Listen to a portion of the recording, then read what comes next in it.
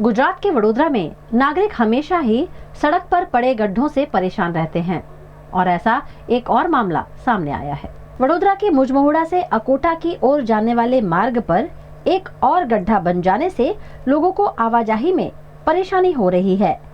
काम शुरू तो हुआ, लेकिन उस काम पर भी कई सवाल उठ रहे हैं।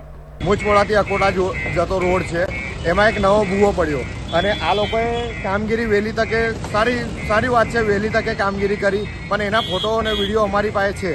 હવે એ લોકોએ કામગીરી ખાલી ઉપર લાલી પાવડર કરે છે।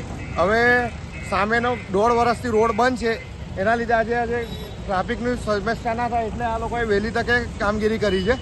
અને આ ભૂવો પડવાનું કારણ એ જ એક કારણ છે એનું। સામેના સાઈડે જે ગટરની કામગીરી ચાલે છે એનામાં ગટર બેહાડે છે, એ લોકો લોખંડના ગટર બેહાડે છે। હવે એ ગટર પ્રેશર મશીનથી નહીં કરતા, આ લોકો ખાલી મશીનના એનાથી ઠોકીને બેહાડે છે અને એનું કંપન થવાના કારણના લીધે આ ભૂવા પડે છે। અને આ લોકો આવી જ કામગીરી કરતા રહેશે તો હજુ ભૂવા પડવાના જ છે આ રોડ પર।